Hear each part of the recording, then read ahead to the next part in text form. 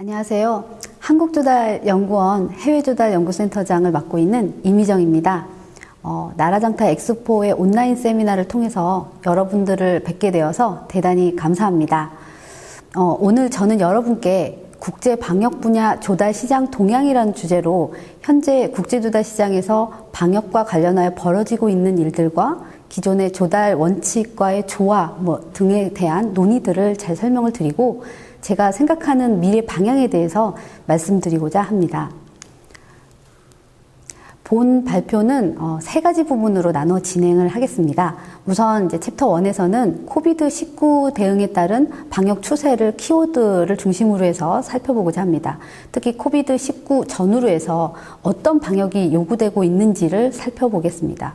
챕터 2는 코비드-19로 인한 국제 조달 시장 추세를 살펴보고자 합니다. 어떤 조달 이슈가 등장하였고 이에 따라 어떤 당면 문제가 부각이 되었는지에 대한 것입니다. 마지막으로 챕터 3는 전 지구적인 감염병에 대응하는 국제 조달 시장에 대한 미래 방향에 대해서 설명을 드리겠습니다.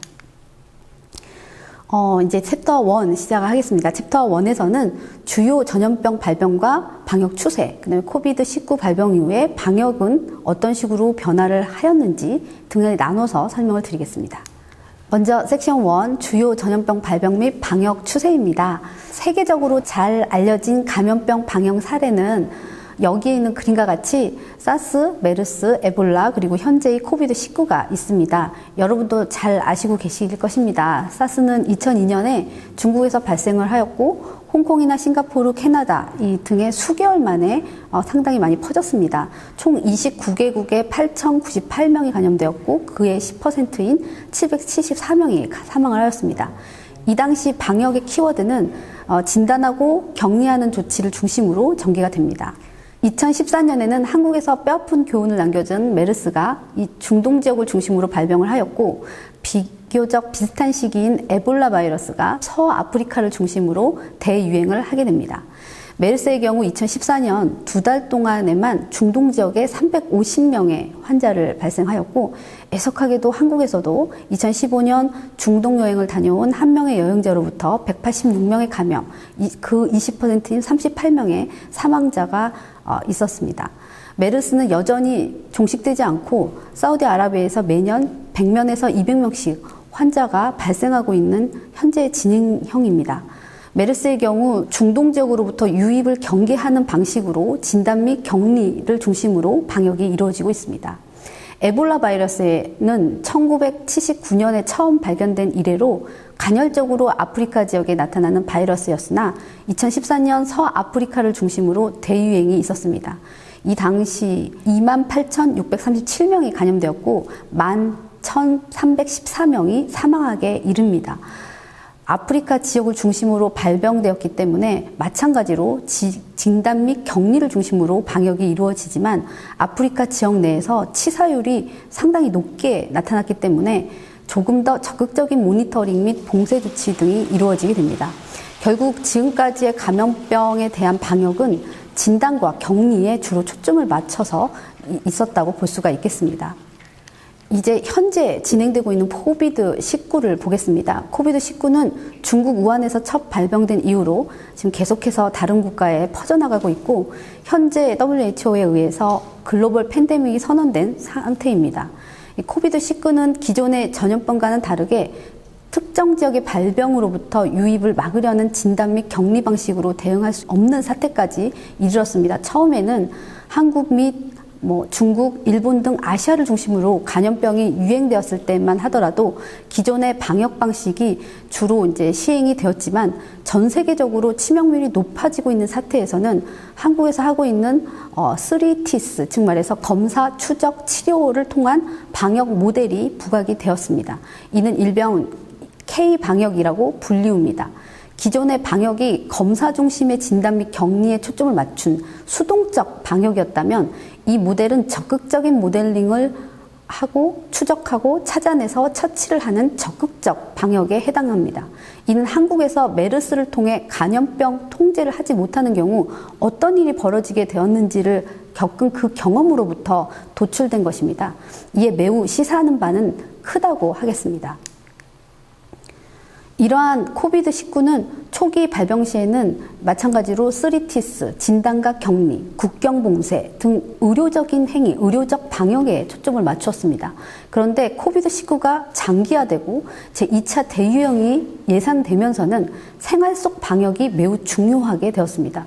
실제 한국의 한 서베이 업체가 조사한 코비드-19 전후의 소비 패턴 변화를 살펴보면 온라인 거래, TV 시청, 홈 트레이닝 등 비대면식, 집에서 개별적으로 할 수 있는 활동, 그런 것으로부터의 소비 패턴이 이루어지고 있습니다.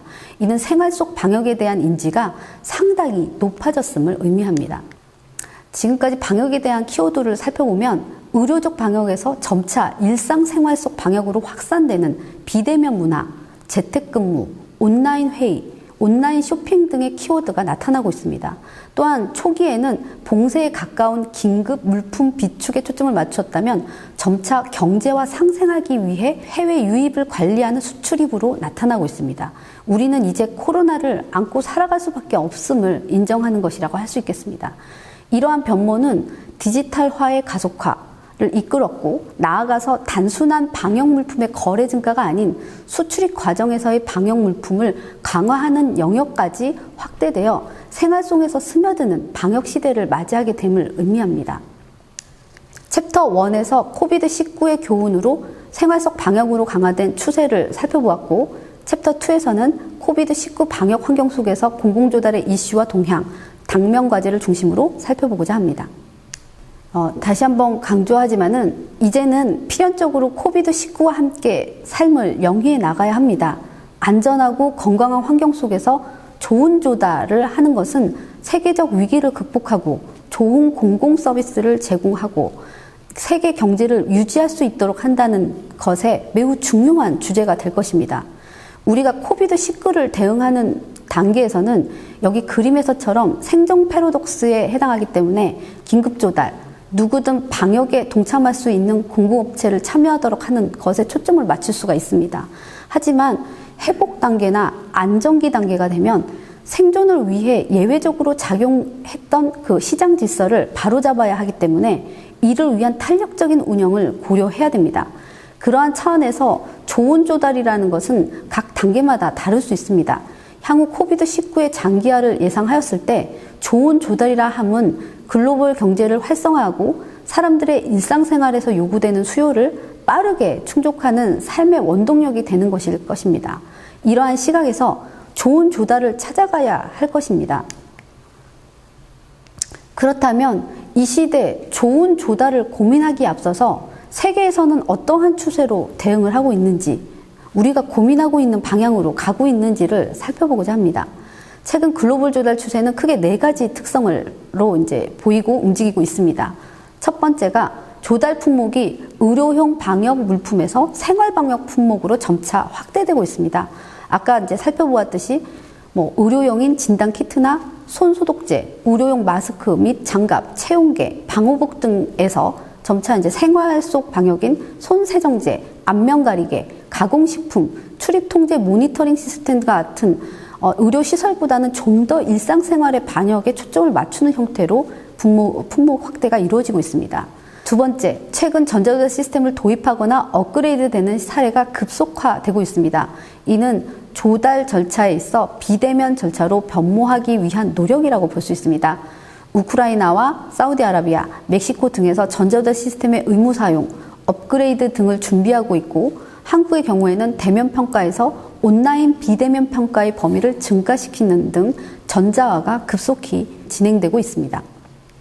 세 번째, 코비드-19 대응에 따른 조달 정책, 특히 긴급 조달의 적용 기준 및 절차 등에 대해서 변화의 움직임이 있습니다. 특히 영국에서는 조달 정책 노트 01/20 등을 통해서 긴급으로 진행되는 수의 계약의 조건과 절차를 조정하였고 프레임워크 계약, DPS 등의 적극적인 사용을 규정하고 있습니다. 스위스에서는 기존 정부 조달 방식을 비상시 조달이 이루어지는 국방부 조달로 바꾸고 필요시 병원 조합 또는 대학 병원 등을 토대로 공동 구매가 이루어지도록 하였습니다. 그 외 카타르는 주요한 방역 물품에 대한 가격 통제 정책을 통해 사재기 현상을 대비하고 시장 질서를 유지하려는 움직임들을 보였습니다. 네 번째로는 국가 간 협력이나 UN 및 MDB 등 국제기관과의 협력이 활발히 이루어지고 있다는 점입니다. 지구상에서는 자력으로 코비드-19에 대응하려고 어려움을 겪고 있는 지역이 많기 때문에 이를 위해 유럽스는 이러한 국가들을 대상으로 원활한 조달이 이루어지도록 구매 협정을 맺었으며 세계은행과 아시아개발은행은 코비드-19 대응을 위한 프로젝트 지원금을 내놓고 있습니다. 또한 EU의 경우 초창기 관세 면제나 필수 의료용품 협정 등을 제안하기도 하였습니다. 이와 같은 추세는 코로나 초기 단계에서 보여주는 가장 현명한 선택일 것입니다. 즉, 비상사태에 걸맞게 긴급 조달, 예외적 절차의 규정, 외교통신을 통한 조달, 국제기구를 통한 긴급 지원 등은 현재의 세계적 위기를 극복하는 좋은 조달에 해당한다고 볼 수 있습니다. 그러나 코비드-19가 장기화될 것이 예견되고 있는 지금 몇 가지 당면 과제를 논의하는 사람들도 있습니다. 가장 많이 논의되는 것은 다음과 같습니다. 첫째, 방역과 관련된 품목의 확대가 되면서 어디까지 예외적 절차의 범위에 들어가야 하는가, 그 기간은 언제까지 적용해야 하는가입니다. 둘째, 전자조달이 잘 발달되지 않은 곳에서는 비대면 비즈니스가 한계가 있다는 점입니다.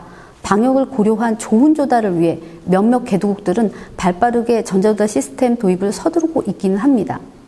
셋째, 유입된 품목에 대한 방역 절차로 인해 조달이 지연될 수 있고 특정 공급업체로부터 유입을 하기 때문에 품질 경쟁이 없는 품질 저하가 발생할 수 있다는 점입니다. 넷째, 급속한 가격 변동에 따른 계약 취소나 중단 사태가 발생할 수 있습니다. 단적인 예로 어느 아시아 한 국가에서는 코비드-19 초기에 한국에 납품하려고 하는 마스크 등 방역용품 공장에 물품을 자국 위기에 따라서 자기 나라에 우선 구매를 해달라고 하는 지원 요청을 하였습니다. 이에 당시 4배 이상으로 높아진 가격으로 계약 체결이 이루어졌지만 해당 방역용품의 공급량이 늘어나면서 시장가가 낮아지게 되었고, 이에 따라 납품이 절반 이상 들어갔음에도 불구하고 계약 중단을 하는 사태가 발생하였습니다. 이는 조달의 구매 효율성인 value for money를 따를 것이냐, 방역 가치를 따를 것이냐의 그 가치 충돌에 따른 것이라고 볼 수가 있습니다. 이러한 문제는 앞서 말했던 4가지 어떤 특성과 빗대어 봤을 때 사실상 팬데믹 대응이 우선이냐, 경쟁이나 공정성이 우선이냐의 문제, 시장의 원리가 우선이냐, 아니면 외교적 신의가 우선이냐의 문제를 복합적으로 내포한다고 볼 수가 있습니다. 이는 코비드-19 이후에 더더욱 첨예한 문제로 대두가 될 것입니다. 이를 어떻게 조화시키는가가 코비드-19 이후에 좋은 조달을 찾는 관건이 될 것입니다. 마지막으로 챕터 3은 공공국제 조달 시장에서의 미래에 대한 내용입니다. 챕터 2가지로 구성을 하였습니다. 첫 번째는 코비드-19 방역에 대한 국제 조달 당면 과제에 대한 새로운 방향성에 대해서 첫 번째 논의를 하겠습니다.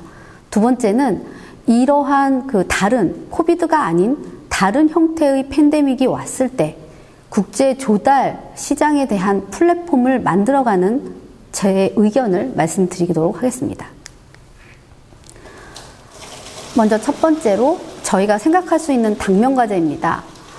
카프만 줄리아 웨가 연구한 2002년도 아티클의 내용을 보면 코비드-19와 직면을 했을 때 대개 의료 조달의 향상을 위해서 한 3가지 정도의 방향성으로 우리가 준비를 할 수가 있다, 제안을 드릴 수가 있다라고 얘기를 하고 있습니다. 저도 이제 이분들이 주장한 내용들에 대해서 어느 정도 동의를 합니다. 첫 번째는 코퍼레이트와 관련된 내용입니다. 즉 말해서 여러 종류의 조달의 풀을 바탕으로 해서 국가 간 협력 조달을 하는 방식입니다. 물론 협력 조달의 방식은 그 나라의 조달 형태에 따라서 여러 가지로 나뉩니다. 중앙 조달 형태일 수도 있고요. 아니면 여러 가지 연합된 형태의 구매 협정일 수도 있습니다. 대표적으로 그 케이스 1의 사례를 보면 그 아프리카 CDC에서는 아프리카 의료 물품과 관련된 플랫폼인 AMSP라는 형태의 플랫폼을 형성을 하였습니다. 물론 이 플랫폼에 대한 그 지금까지의 실효성에 대해서는 장담하기 어렵지만 코비드-19와 대응을 하였을 때 이 플랫폼은 굉장히 많은 시사점을 가질 수 있다고 볼 수가 있겠습니다. 왜냐하면 이 플랫폼은 아프리카 지역을 중심으로 해서 진출 플랫폼을 구성을 한 것이고, 그래서 아프리카 전역에 대한 의료 대응을 일괄적으로 할 수 있다라는 대표적인 모델이기 때문입니다. 두 번째는 공공조달을 하는 데 있어서 계약을 하는 방식에 있어서 조금 더 코비드-19와 관련돼서 탄력성이 요구된다는 점입니다. 이 점은 특히 어떠한 점에서 그러하냐면 그 코비드-19에 있어서 앞서 말씀드렸듯이 방역의 가치를 우선으로 할 것이냐, 아니면 공정성이나 경쟁 또는 조달의 원칙을 우선으로 할 것이냐 하는 두 가지 문제들 때문입니다. 그 부분에 있어서 탄력성이라고 하는 부분은 방역의 가치에 대해서 배제하지 않고 조달의 원칙을 지키려고 한다면 조달의 원칙의 어떤 선에서 탄력성을 가지고 또는 유연성을 가지고 움직여줘야지만이 방역의 가치를 지켜낼 수가 있기 때문입니다. 그래서 기존의 방역에 관한 계약을 우리는 조금 더 탄력적이고 유연한 형태로 변모할 필요가 있겠습니다. 그리고 마지막으로 세 번째입니다. 세 번째는 조금 이제 특정 조달에 대한 어떤 기능에 대해서 어떤 로커스, 어떤 지위를 놓고서 계약을 할 수 있도록 하느냐의 문제입니다. 이 얘기는 옆에 보시는 이제 태국의 사례의 그림을 보면 알 수가 있습니다. 태국은 일반 의약품 조달과 관련해서는 분산 조달 형태로 이루어지지만 특정 의약품에 대해서는 중앙 조달로 이루어집니다. 이것은 태국뿐 아니라 필리핀에서도 유사한 중앙 조달 방식을 채택하고 있다는 겁니다. 이것이 시사하는 점은 무엇이냐면 방역과 관련해서는 중앙 조달 방식에 대한 가미가 이루어질 수 있고, 그 방역의 어떤 가치를 충족시키기 위해서는 중앙 조달 방식으로 진행되는 것들을 고려할 필요가 있겠습니다. 이런 세 가지의 어떤 방향성을 수렴해서 저희가 생각을 해봤을 때 가장 잘 생각해 볼 수 있는 것, 지금의 팬데믹을 극복하고 또는 향후에 나타날 수 있는 또 다른 팬데믹을 극복하기 위해서는 우리가 이 방역이라는 형태를 조금 더 전 지구적인 중앙 조달의 형태로서 가져갈 필요가 있습니다. 제 생각은 그래서 전 국제적으로 필요한 국제 조달 전체 플랫폼이 다른 나라에서 가지고 있는 플랫폼들과 연계된 형태로 이 플랫폼을 운영할 필요가 있다라고 생각이 들고요. 특히 운영 체계에 대해서는 이 체계를, 이 플랫폼을 누가 운영할 것이냐가 가장 큰 문제가 될 텐데, 그것은 국제기구에서 운행을 하는 것이 가장 합리적일 것이라고 생각이 듭니다. 결국은 이제 글로벌 형태의 중앙 조달 방식의 플랫폼을 운영을 함으로써 각 계열, 각 국가 또는 어느 곳에서 나타나는 이러한 감염병 발병에 대해서 조기에 즉각적인 대처, 그 다음에 좋은 조달을 통해서 즉각적으로 해결해 나갈 수 있는 플랫폼의 형태를 만드는 것이 매우 중요하다고 생각이 듭니다. 마지막으로는 이러한 좋은 조달을 찾기 위한 하나의 제가 대안으로서 국제 조달 플랫폼을 만드는 것을 제안을 드렸는데, 이것이 지속 가능한 형태로 계속해서 지속해 나가려고 한다면 다음의 전제 조건들이 필요합니다. 첫째는 국제 조달을 하는, 방역을 하는 모든 국가들이 이 조달 방식에 대해서, 국가 간 조달 방식에 대한 협정을 맺어야 되고 이것에 대한 찬성이 있어야 됩니다. 그리고 두 번째는 그렇다면 이것이 이제 융합된 형태로, 방역과 부분과 관련해서는 통합된 형태로 이 플랫폼에서 좋은 조달이 이루어지도록 만들어야 하기 때문에 어떠한 기준을 따를 것이냐, 어떠한 조건을 내걸 것이냐, 그리고 어떠한 절차로 이 조달을 진행할 수 있도록 플랫폼을 이용하게 할 것이냐 하는 것들에 대한 결정과 합의가 있어야 됩니다. 그리고 마지막으로 세 번째는 세계의 모든 사람들에게 이 방역과 관련해서 국경 간 모든 기업들에게 동일한 어떤 기회, 동일한 혜택을 가지고서 이 플랫폼에 참여해서 좋은 조달로서 기여할 수 있도록 하는 것이 가장 중요하다고 하겠습니다. 이상으로 저의 발표는 마치고요. 여러분의 좋은 의견 기다리겠습니다. 감사합니다.